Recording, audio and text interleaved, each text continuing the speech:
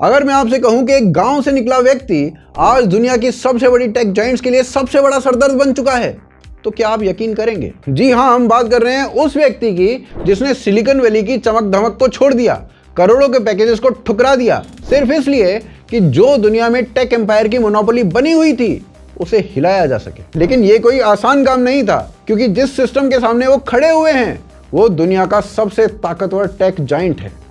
इनके पास अरबों डॉलर्स हैं, लाखों एम्प्लॉइज हैं और पूरी दुनिया का डेटा ये कंट्रोल करते हैं और इस डेटा को ये खुलेआम कलेक्ट और सेल कर रहे हैं। और कई बार इनके ऊपर मैसिव स्कैम्स और प्रिवेसी ब्रीच के आरोप लग चुके हैं। कैम्ब्रिज एनालिटिका से लेकर गूगल स्ट्रीट व्यू तक, अमेज़न एलेक्सा से लेकर माइक्रोसॉफ्ट आउटलुक हैक तक। पर हुआ क्या? जो भी इनके खिलाफ आवाज उठाता है उसे रातों रात गायब कर दिया जाता है या फिर करोड़ों रुपए देकर केसेस दबा दिए जाते हैं। और सिर्फ इतना ही नहीं, आज ये सारे प्लेटफॉर्म्स पर खुलेआम anti India, anti Hindu narrative push किया जा रहा है। ट्विटर से लेके मेटा तक हर जगह वही पैटर्न। विकिपीडिया का को-फाउंडर लैरी सेंगर खुद कह चुका है कि विकिपीडिया में हिंदुओं के खिलाफ बायस है। बिल गेट्स इंडिया के खिलाफ विवादित कमेंट कर चुके हैं और अब इलॉन मस्क की तो बात ही छोड़ दो। ऐसे में एक इंडियन कंपनी का इनके खिलाफ खड़ा होना बिल्कुल इम्पॉसिबल लगता था, लेकिन ये काम किया है श्रीधर वेम्बू की ज़ोहो ने। और इसी कारण आज इंडियन गवर्नमेंट स्वदेशी के तहत ज़ोहो को प्रमोट कर रही है। होम मिनिस्टर अमित शाह भी कर रहे हैं, एजुकेशन मिनिस्टर धर्मेंद्र प्रधान भी कर रहे हैं और आईटी मिनिस्टर अश्विनी वैष्णव भी कर रहे हैं। हर कोई ज़ोहो को पब्लिकली प्रमोट करने में लगा हुआ है। पता है क्यों? क्योंकि पहली बार कोई इंडियन कंपनी ग्लोबल लेवल पर माइक्रोसॉफ्ट और गूगल जैसे जायंट्स को चैलेंज दे रही है। लेकिन आयरनी देखिए, जिस देश के लिए ज़ोहो ये लड़ाई लड़ रहा है उसी देश में कुछ लोग इसे बदनाम करने में लगे हुए हैं। इंडियन लिबरल्स का मेल्टडाउन शुरू हो चुका है। किसी ने ज़ोहो को संघी ऐप कहा तो कोई श्रीधर वेम्बू को आरएसएस और बीजेपी का एजेंट बता रहा है। लेकिन इन सब कंट्रोवर्सीज के बावजूद ज़ोहो आज अनस्टॉपेबल है। आज ज़ोहो 150 देशों में चल रही है। 100 मिलियन से ज्यादा यूजर्स इसके पास हो चुके हैं।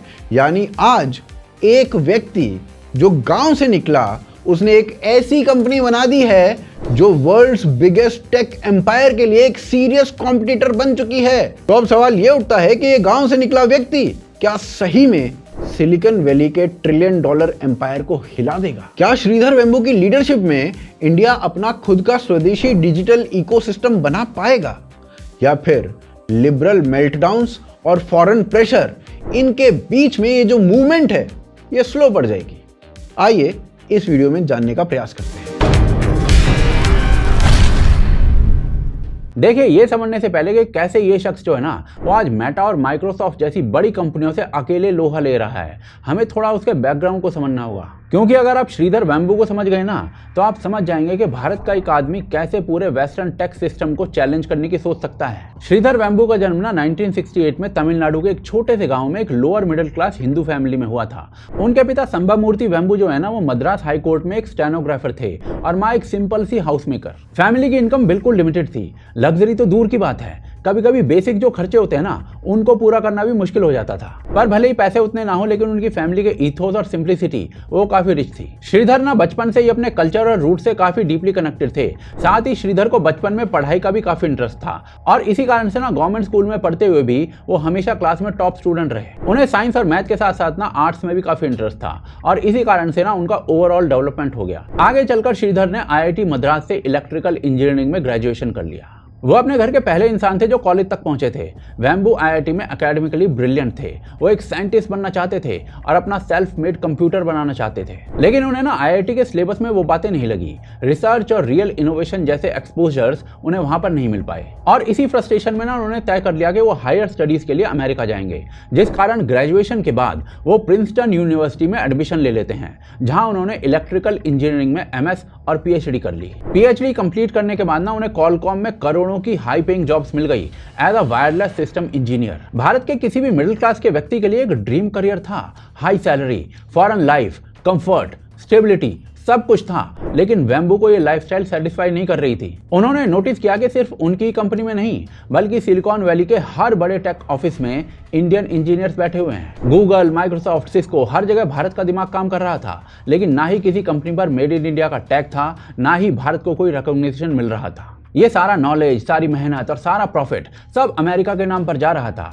तो वेम्बू ने सोचा कि हम ही उनके लिए सॉफ्टवेयर बना रहे हैं, हम ही उनके सिस्टम्स चला रहे हैं, तो फिर हम अपनी खुद की कंपनी क्यों नहीं बना सकते। और इसी कारण से 1996 में उन्होंने अपने भाई कुमार वेम्बू के साथ मिलकर एक नई कंपनी शुरू की, एडवेंट नेट। श्रीधर ने ना यूएसए के सैन जोसे में एक छोटा सा अपार्टमेंट खरीदा और उसी में कंपनी का ऑफिस बना दिया। पर कुछ ही समय में ना इस कंपनी के सारे ऑपरेशंस वो भारत लेकर आने वाले थे। इनिशियल आइडिया सिंपल सा था कि टेलीकॉम कंपनीज जो है ना उनके लिए नेटवर्क मैनेजमेंट टूल्स बनाएंगे। लेकिन यहाँ पर ना दिक्कत उनके लिए ये थी कि ना उनके पास इन्वेस्टर्स थे ना फंडिंग थी। स्टार्टिंग के कुछ साल जो थे ना वो टफ रहे, क्लाइंट बनाना मुश्किल था और कंपटीशन अमेरिका में ऑलरेडी स्ट्रांग था। और फिर ईयर 2000 का .NET क्रैश आया, जिसके बाद पूरी सिलिकॉन वैली के हजारों स्टार्टअप्स बंद हो गए। जिनको नहीं पता ना उनको शॉर्ट में बता देता हूं कि एक ऐसा टाइम था जब 1990s के एंड में ना इंटरनेट कंपनीज में एक मैसिव बबल बन गया था। हर कोई ना .com नाम वाली कंपनी में इन्वेस्ट कर रहा था, चाहे उस कंपनी का कोई रियल बिजनेस मॉडल हो भी या ना हो। इन्वेस्टर को लगता था कि भाई इंटरनेट ही फ्यूचर है, तो इसीलिए बिलियन डॉलर के बस आइडियाज पर पैसे लगाए जा रहे थे। लेकिन प्रॉब्लम ये थी कि इसमें से ज्यादातर कंपनीज के पास ना कोई प्रोडक्ट ही नहीं था, ना ही कोई प्रॉफिट मॉडल था, सिर्फ हाइप थी। और इसी कारण से ना ईयर 2000 के आसपास ये बबल फट गया, जिसके बाद सारे के सारे इन्वेस्टर्स ने अपना पैसा निकालना शुरू कर दिया, जिससे स्टॉक मार्केट क्रैश हो गई। नैस्डैक इंडेक्स 78% तक गिर गया था।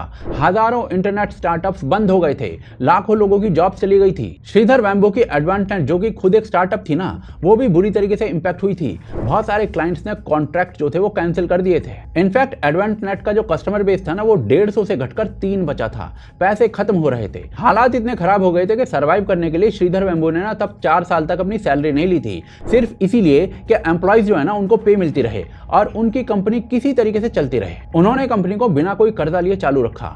2004 के आसपास उन्होंने रियलाइज किया कि फ्यूचर जो है ना वो क्लाउड सॉफ्टवेयर का है। उन्होंने अपना बिजनेस मॉडल बदल दिया और फोकस शिफ्ट किया क्लाउड बेस्ड बिजनेस टूल्स पर। बेसिकली ऐसे टूल्स या सॉफ्टवेयर होते हैं जो इंटरनेट पर चलते हैं, आपको अलग से अपना सर्वर लगाने की या इंस्टॉल करने की जरूरत नहीं होती। फॉर एग्जांपल जैसे कि जीमेल या फिर गूगल डॉक्स। धीरे धीरे श्रीधर वेम्बू की जो कंपनी थी ना वो स्टेबल हो रही थी और तभी वेम्बू ने सोचा कि ये सही टाइम है कि इसके जो कुछ ऑपरेशन है ना उनको भारत ले जाया जाए। श्रीधर वेम्बू के दिमाग में ना एक ही विजन था, अपने लोगों के लिए, अपने देश के लिए कुछ करना है। और इसी कारण से ना 2004 में वो वापस भारत आ गए और कंपनी के जो मेजर ऑपरेशंस थे ना वो तमिलनाडु के एक गांव माठालम पाराई से चलाने का फैसला किया। असल में ना श्रीधर का मानना है कि देश तभी स्ट्रांग हो सकता है जब अर्बन एरियाज के साथ साथ ना गांव भी स्ट्रांग हो। लेकिन उनके सामने एक बहुत बड़ा चैलेंज था, ट्रेंड वर्कफोर्स का। उन्हें स्किल्ड इंजीनियर्स चाहिए थे जो उनकी कंपनी के लिए काम कर सके।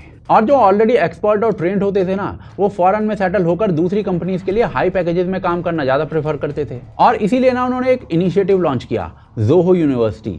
ये प्रोग्राम उन स्टूडेंट्स के लिए था जो क्लास 12th के बाद कॉलेज अफोर्ड नहीं कर पाते थे। जोहो ना उन्हें फ्री की ट्रेनिंग देता था, स्टाइफंड मिलता था और कोर्स के बाद वो डायरेक्ट कंपनी में जॉब ज्वाइन कर लेते थे। इस यूनिवर्सिटी का जो करिकुलम था ना वो उनके बिजनेस की रिक्वायरमेंट के अकॉर्डिंग डिजाइन किया जाता था, ताकि एक ऐसी ट्रेंड वर्कफोर्स रेडी हो सके जो जोहो को ग्लोबल टेक जायंट बनाने में मदद करे। और आज भी ना जोहो के 15 to 20% एम्प्लॉइज जो हैं वो इसी इनिशिएटिव से आए हैं। इस मॉडल से ना जोहो के लिए एक लॉयल और ट्रेंड टीम तैयार हो गई, पर साथ ही साथ ना इसने भारत के गाँव में भी एम्प्लॉयमेंट जनरेट किया। यानी धीरे धीरे ना वेम्बू का विजन पूरा हो रहा था। समय और बीतता है और धीरे धीरे जोहो की वैल्यूएशन बढ़ने लग जाती है। कंपनी की वैल्यूएशन ना देखते ही देखते $2 मिलियन तक ग्रो हो गई, जिसके बाद एक फॉरेन बायर ने उनकी कंपनी को उनकी वैल्यूएशन से 10 से 12 गुना ज्यादा पैसे देकर यानी कि $25 मिलियन में खरीदने का ऑफर दिया। सोचिए एक इंडियन टेक स्टार्टअप जिसका एनुअल टर्नओवर जो है 2 करोड़ रुपए का है, उसको कोई 25 करोड़ रुपए कैश दे रहा है तो कोई भी मान जाता। लेकिन श्रीधर ने ना इस डील के लिए मना कर दिया। सवाल ये उठता है कि क्यों? आखिर क्यों उन्होंने करोड़ों की नौकरी, सिलिकॉन वैली का लेविश लाइफस्टाइल और अपनी कंपनी का 10 गुना वैल्यूएशन सब कुछ छोड़ दिया? देखिए, श्रीधर वेम्बू का एक ही गोल था, जो टेक फील्ड में वेस्टर्न मोनोपोली बनी हुई थी उसको तोड़ना। लेकिन ये समझने से पहले कि ये कितना बड़ा चैलेंज था, हमें ये समझना पड़ेगा कि ये मोनोपोली तोड़ना इतना जरूरी क्यों था, खासकर इंडिया जैसी कंट्री के लिए। आज दुनिया के डिजिटल इंफ्रास्ट्रक्चर पर जो 4 सबसे बड़ी कंपनीज राज कर रही हैं, मेटा, गूगल, माइक्रोसॉफ्ट और Amazon, ये सब अमेरिकन कंपनीज हैं। इन्हें मिलाकर पूरी डिजिटल दुनिया के हर सेक्टर पर कंट्रोल कर लिया गया है, from cloud services to smartphones, from operating systems to communication apps, from social media to even artificial intelligence. सोचिए, इंटरनेट पर आप जो कुछ भी करते हो, सर्च करना, ईमेल भेजना, वीडियो देखना, ऑनलाइन शॉपिंग या सोशल मीडिया पर लिखना, इन सब का डेटा किसी और कंट्री के सर्वर पर जाता है। 2025 के डेटा के हिसाब से गूगल के पास दुनिया के 90% से ज्यादा सर्च ट्रैफिक का कंट्रोल है। माइक्रोसॉफ्ट के विंडोज और ऑफिस सूट पर 1 बिलियन से ज्यादा डिवाइसेस चल रहे हैं। फिर मेटा के प्लेटफॉर्म्स, फेसबुक के ऊपर 3 बिलियन यूजर्स हैं, इंस्टाग्राम के ऊपर 2 बिलियन यूजर्स हैं, व्हाट्सएप पर भी 2 बिलियन यूजर्स हैं, और ये मिलाकर ना ग्लोबल कम्युनिकेशन पर कंप्लीट कंट्रोल रखते हैं। उधर से अमेज़न के AWS के पास 33% से ज्यादा ग्लोबल क्लाउड मार्केट शेयर है। और जब आप नेटफ्लिक्स, स्विगी, ओला, फ्लिपकार्ट ये सब यूज करते हो तो उनके बैकएंड सर्वर्स भी इन्हीं कंपनीज के क्लाउड सिस्टम पर डिपेंड करते हैं। और इसी में आप ग्रॉक भी ऐड कर लो।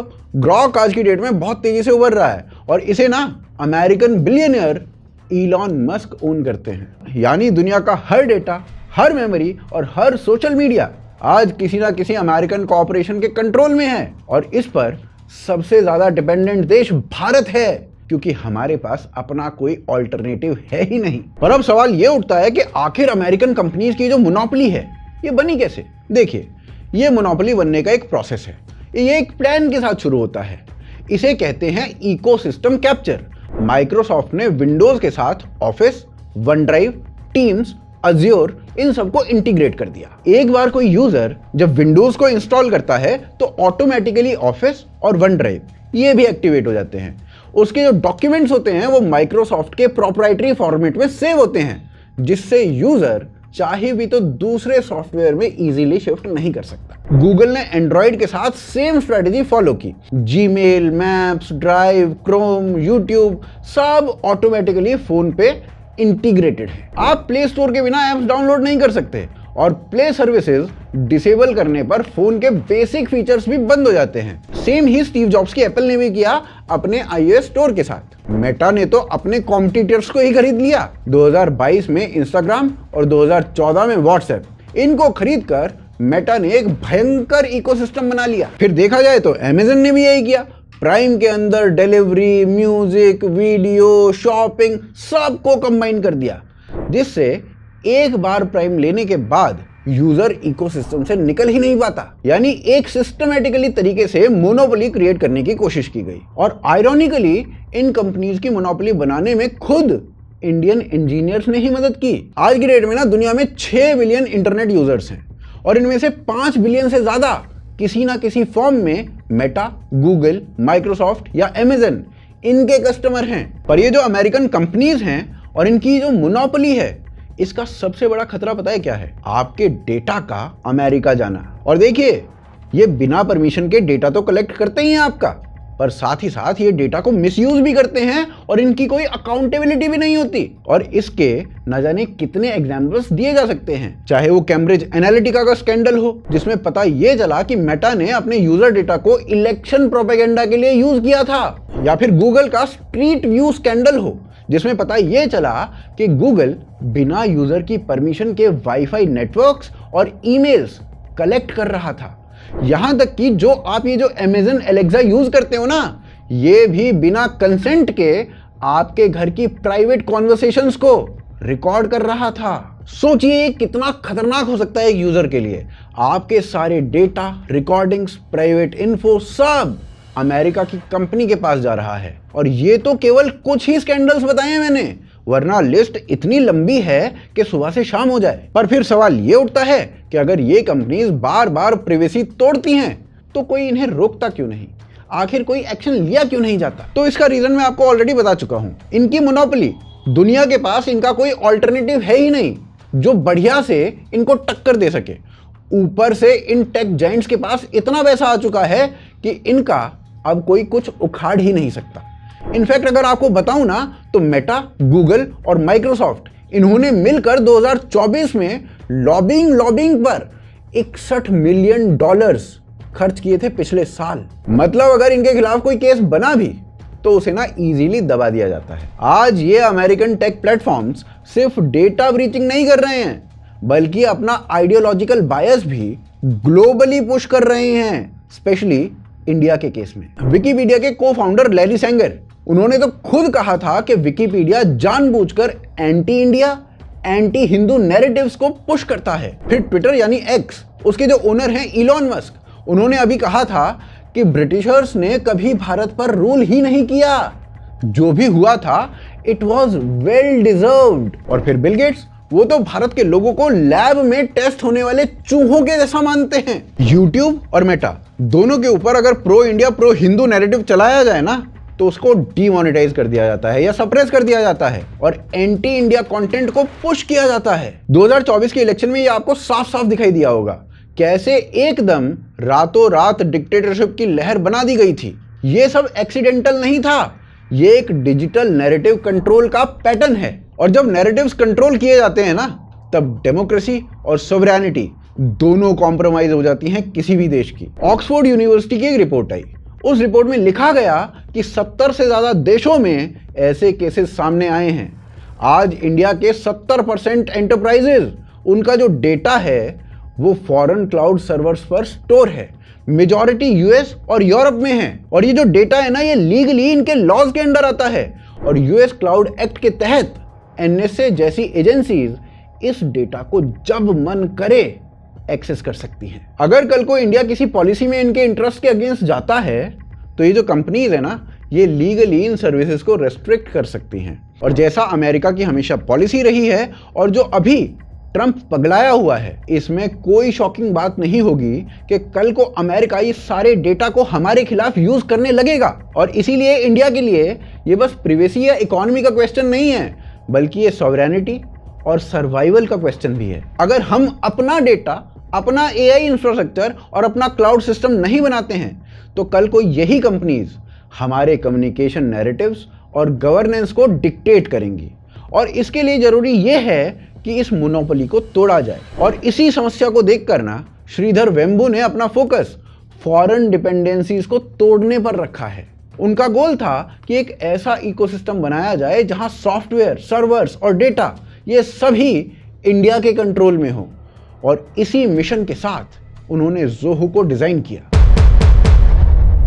देखिए, जब श्रीधर वेम्बू ने ना ज़ोहो की नींव रखी थी तो उसका मकसद सिर्फ एक कंपनी बनाना नहीं था, बल्कि उनके कई बड़े विजन्स थे। अपने लोगों को रोजगार देना, भारत को टेक पावर बनाना और सबसे जरूरी देश की फॉरेन डिपेंडेंसीज को कम करना। वो जानते थे कि अगर भारत को सच में डिजिटल रूप से आत्मनिर्भर बनना है ना, तो उसके लिए सॉफ्टवेयर सर्विसेज और डेटा सिस्टम वो खुद बनाने होंगे। हर चीज के लिए मेटा, गूगल या फिर माइक्रोसॉफ्ट जैसी अमेरिकन कंपनीज पर निर्भर नहीं रह सकते, बिकॉज ऑफ ऑब्वियस रीजंस जो कि अभी हमने डिस्कस किए थे। इसी सोच के चलते ना 2009 में श्रीधर वेम्बू ने अपनी कंपनी का नाम बदल कर रख दिया ज़ोहो। इस नाम के साथ ना उन्होंने एक नई दिशा तय की। अब लक्ष्य जो था ना, वो सिर्फ सरवाइव करने का नहीं था, बल्कि ग्लोबल जायंट्स को चैलेंज करना था। सबसे पहले उन्होंने ज़ोहो राइटर, ज़ोहो शीट और ज़ोहो शो लॉन्च किया ताकि गूगल डॉक्स और माइक्रोसॉफ्ट ऑफिस इस टाइप की सर्विस को सीधी टक्कर दी जा सके। धीरे धीरे उन्होंने अपने प्रोडक्ट बेस को बढ़ाया। ज़ोहो सीआरएम आया कस्टमर मैनेजमेंट के लिए, ज़ोहो बुक्स आया अकाउंटिंग के लिए, ज़ोहो प्रोजेक्ट्स आया टास्क मैनेजमेंट के लिए और ज़ोहो क्रिएटर लॉन्च किया गया लो कोड डेवलपमेंट प्लेटफॉर्म के तौर पर। यानी श्रीधर ना हर साल कुछ नया लाते गए और हर प्रोजेक्ट का मकसद था भारत की डिपेंडेंसी किसी फॉरेन सॉफ्टवेयर पर कम करना। और फिर आया 2017, वो साल जब ज़ोहो ने पूरे टेक वर्ल्ड को चौंका दिया। कई सालों की मेहनत के बाद उन्होंने लॉन्च किया ज़ोहो वन, एक ऐसा पैकेज जिसमें 40 से ज्यादा एप्लीकेशन बंडल्ड थी। CRM, mail, HR, accountings, analytics, finance, support, सब कुछ एक ही इकोसिस्टम में था। और ये ना कॉन्सेप्ट ही रेवोल्यूशनरी था, क्योंकि अब किसी कंपनी को अलग अलग टूल्स खरीदने की जरूरत नहीं थी। सब कुछ एक ही इंडियन प्लेटफॉर्म से मैनेज किया जा सकता था। ज़ोहो वन जो था ना, वो माइक्रोसॉफ्ट 365 और गूगल वर्कप्लेस जैसे सूट्स का सीधा कंपटीशन था। और यही वो मोमेंट था जब ज़ोहो का राइज तेजी से शुरू हो गया और जल्दी ही ज़ोहो ने ग्लोबल लेवल पर अपना नाम एस्टेब्लिश कर लिया। और इसी के बाद ना श्रीधर वेम्बू परमानेंटली भारत आकर अपने गांव में सेटल हो जाते हैं। सोचिए, एक $multi-million कंपनी का मालिक गांव में सादा जीवन जी रहा है। खैर, इसके बाद ना मेटा को टक्कर देने के लिए श्रीधर ने एक और बोल्ड मूव उठाया। उन्होंने लॉन्च किया RTI, एक मैसेजिंग ऐप जिसका मतलब तमिल में होता है कैजुअल चैट। ये जो एप्लीकेशन थी ना वो व्हाट्सएप और टेलीग्राम के डायरेक्ट ऑल्टरनेटिव के रूप में पेश की गई थी, पूरी तरीके से मेड इन इंडिया और डेटा स्टोरेज 100% इंडियन सर्वर्स पर। धीरे धीरे ज़ोहो के पास ना 55 से ज़्यादा इंटीग्रेटेड ऐप्स हो गई और मज़ेदार बात ये कि दुनिया के 150 से ज़्यादा देशों में अब ज़ोहो के 100 मिलियन यूजर्स हैं। अमेजॉन, नेटफ्लिक्स, टोयोटा जैसी मल्टीनेशनल कंपनीज भी इनके कस्टमर बन चुके हैं। लेकिन जहां ज़ोहो दुनिया भर में पहचान बना रहा था ना, वहीं आयरनी ये थी कि भारत में अभी भी बहुत से लोग थे जो इसके बारे में जानते ही नहीं थे। और इसके बाद आया वो हिस्टोरिक मोड जब भारत सरकार ने खुद ज़ोहो को अपनाने का फैसला किया। 2025 में आईटी मिनिस्टर अश्वनी वैष्णव ने ट्वीट किया कि वो माइक्रोसॉफ्ट और गूगल की जगह ज़ोहो के tools, Zoho writer, Zoho sheet, Zoho show ये सब यूज करने वाले हैं। उन्होंने इसे स्वदेशी प्लेटफॉर्म बताया और कहा कि इंडिया के लोगों को अपने देश का सॉफ्टवेयर यूज करना चाहिए। इसके बाद एजुकेशन मिनिस्टर धर्मेंद्र प्रधान ने भी ज़ोहो के मैसेजिंग ऐप आराटाई को प्रमोट किया और ये कहा कि सिक्योर है और फ्री है, मेड इन इंडिया है। ये कोई सिंबॉलिक जेस्चर नहीं था, ये एक रियल पॉलिसी शिफ्ट था। मिनिस्ट्री ऑफ एजुकेशन ने अनाउंस किया कि सभी गवर्नमेंट ऑफिशियल्स जो हैं वो अब ज़ोहो ऑफिस सूट यूज करेंगे और फिर एक एक करके होम मिनिस्ट्री से लेकर सेंट्रल मिनिस्ट्रीज तक ज़ोहो को अपनाने की लहर शुरू हो गई। ज़ोहो को अब ऑफिशियली डिजिटल इंडिया और आत्मनिर्भर भारत इनिशिएटिव्स के तहत इंक्लूड कर लिया गया है और इसके पीछे ना मैसेजिंग साफ है, भारत सरकार ना अब अपना डेटा फॉरेन क्लाउड्स पर नहीं अपने सर्वर्स पर रखेगी और इसका नतीजा ना तुरंत दिखा। ज़ोहो की आराटाई ऐप का नाम हर जगह फैलने लग गया। जब मिनिस्टर्स ने इसे पब्लिकली एंडोर्स किया तो सिर्फ एक हफ्ते में 7 मिलियन 70 लाख डाउनलोड्स हो गए और बीबीसी की रिपोर्ट के मुताबिक डेली साइनअप्स जो थे ना वो 3000 से बढ़कर 3.5 लाख पहुंच गए। एप्लीकेशन की शुरुआत में ना कुछ टेक्निकल इश्यूज थे, लेकिन श्रीधर और उनकी टीम ने ना तेजी से काम करते हुए इसे स्केल कर दिया ताकि इतने ट्रैफिक को हैंडल किया जा सके। एप्लीकेशन में वॉइस और वीडियो कॉल्स जो थे ना वो पहले से एनक्रिप्टेड थे और ज़ोहो ने अनाउंस किया कि टेक्स्ट मैसेजेस के लिए एंड टू एंड एनक्रिप्शन जो है वो जल्द लाया जाएगा। और देखिए ये बात ना सही है, ज़ोहो ना अभी परफेक्ट नहीं है और अभी काफी पीछे है अगर उसे मेटा और माइक्रोसॉफ्ट जैसे टेक जायंट से टक्कर लेनी है तो। लेकिन श्रीधर और उनकी टीम जो है ना वो अकाउंटेबिलिटी ले रही है और ज़ोहो जो है ना उस दिशा में काफी पॉजिटिव कदम है। वो अपनी एप्लीकेशंस को ना लगातार इंप्रूव कर रहे हैं, बग्स को फिक्स कर रहे हैं और यूजर एक्सपीरियंस को एनहांस कर रहे हैं। आज ज़ोहो के पास ना 55 से ज्यादा एप्लीकेशंस हैं, 150 देशों में रीच है और 100 मिलियन से ज्यादा एक्टिव यूजर्स हैं। और ये ना इस बात को साबित करने के लिए काफी है कि world class software can be built on Indian soil. पर सवाल ना ये उठता है कि क्या ज़ोहो लंबे समय तक टिक पाएगा? क्या वो मेटा, गूगल और माइक्रोसॉफ्ट जैसी मल्टी बिलियन टेक जायंट्स की मोनोपोलीज को तोड़ पाएगा? देखिए, मेटा, गूगल, माइक्रोसॉफ्ट इन जैसी कंपनीज की मोनोपोली को तोड़ना कोई आसान काम नहीं है। आप अचानक से अपनी फॉरेन डिपेंडेंसीज को खत्म नहीं कर सकते क्योंकि उनके पास हाईटेक इंजीनियर्स, मजबूत इकोसिस्टम और बिलियंस ऑफ डॉलर्स की ताकत है। उन्होंने सालों की मेहनत, मार्केटिंग और अग्रेसिव एक्विजिशन इससे पूरी दुनिया पर डिजिटल मोनोपोली बनाई हुई है और किसी दूसरे देश के लिए उस मोनोपोली को तोड़ना लगभग असंभव सा लगता है। लेकिन फिर भी इस असंभव को एक देश ने मुमकिन बना दिया है और वो देश पता है कौन सा है? चाइना। चीन की शुरुआत भी बिल्कुल भारत जैसी ही थी। शुरुआती दौर में वो भी पूरी तरीके से अमेरिकन टेक्नोलॉजी के ऊपर डिपेंड हुआ करता था और ये चाइना के लिए ना बहुत बड़ा खतरा बन चुकी थी क्योंकि अमेरिका ने कई बार कोशिश की थी चाइना में इंटरफेयर करने की। इसके बाद चाइना ने कहा कि अगर अमेरिका से अपनी इन्फो और अपना डेटा कंट्रोल करना है तो अपना इकोसिस्टम बनाना होगा और इसी सोच के साथ उन्होंने एक एक करके फॉरेन ऐप्स को बैन करना शुरू कर दिया। फिर अपने देश के इंजीनियर्स को एनकरेज किया कि वो अपने वर्जन्स बनाएं। वीचैट, अलीबाबा, टेंसेंट, बेइदू इन सब की शुरुआत हुई। शुरुआत में इन ऐप्स की हालत बहुत खराब थी। वीचैट के कंपैरिजन में फेसबुक बहुत एडवांस हुआ करता था।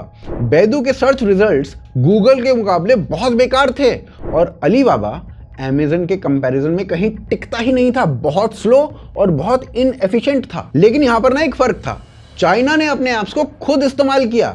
चाइना की जो गवर्नमेंट थी उसने इन ऐप्स को बैक किया और चाइना की गवर्नमेंट ने चाइना के लोगों को कहा कि इन ऐप्स को अडॉप्ट करो। चाइनीज लोगों ने फिर उन्हें यूज किया, फीडबैक दिया और कंपनीज ने उन फीडबैक के सहारे अपनी ऐप्स को इंप्रूव किया। इन कंपनीज ने अपनी अकाउंटेबिलिटी बनाई और एक्चुअल में अपनी अपनी ऐप्स को बेहतर बनाया। धीरे धीरे वही ऐप्स इवॉल्व होने लगी। ऊपर से जो गवर्नमेंट थी उसने पॉलिसी में सपोर्ट किया, जिससे पैसा आया। जितना पैसा आया ऐप्स और बेटर होती गई और इस सब का रिजल्ट देखिए कि वीचैट आज के टाइम में दुनिया की सबसे बेस्ट इंटीग्रेटेड ऐप में से एक है। वीचैट पर एक user messaging, calling, shopping, ticket booking, bill payment और इवन गवर्नमेंट सर्विसेज सब कुछ एक ही ऐप पर करता है। बाइडू आज चाइना का गूगल है और अलीबाबा और टेंसेंट वो काफी एडवांस हो चुके हैं। आज सिचुएशन ये है कि चाइना ने अपने देश के सोशल मीडिया और सॉफ्टवेयर में फॉरेन डिपेंडेंसीज को बिल्कुल खत्म कर दिया है। उनकी पूरी डिजिटल इकोनॉमी आज अमेरिकन कंट्रोल में नहीं है और अब चाइना इतना पावरफुल हो चुका है कि वो अब अपना सॉफ्टवेयर, अपनी सोशल मीडिया एप्स दूसरी दुनिया को बेच रहा है, चाहे वो टिकटॉक हो या फिर वीचैट हो। और यही एक समय पर अमेरिका ने किया था। आज ये एप्स अफ्रीका, लैटिन अमेरिका और साउथ ईस्ट एशिया में काफी पॉपुलर हो चुकी हैं। सेम चीज इंडिया भी कर सकता है और ज़ोहो इसमें एक बहुत बड़ा रोल प्ले कर सकता है। भारत के पास इंजीनियर्स हैं, भारत के पास यूजर्स हैं और हमारे पास श्रीधर वेम्बू जैसे विजनरीज भी हैं। बस नीड है तो विल पावर की। हम क्या ऐसा कर सकते हैं? जब ये विल पावर आ जाएगी तो हम भी ऐसा कुछ कर लेंगे। और आज ना पहली बार ऐसा लग रहा है कि इंडिया इस डायरेक्शन में आगे बढ़ चुका है। बाकी आपको क्या लगता है इस पूरे मुद्दे के बारे में? आप अपनी राय कमेंट्स में रखिए। बाकी आप इस वीडियो को लाइक और शेयर करना बिल्कुल मत भूलिए। हमें अगर सपोर्ट करना चाहते हैं तो यूपीआई और पेट्रियन और ज्वाइन बटन, ये तीनों ही ऑप्शंस आपके सामने हैं। इनके जो लिंक्स है वो नीचे डिस्क्रिप्शन में आपको मिल जाएंगे। आप देख रहे थे आज की ताज़ा खबर। जय हिंद, जय भारत।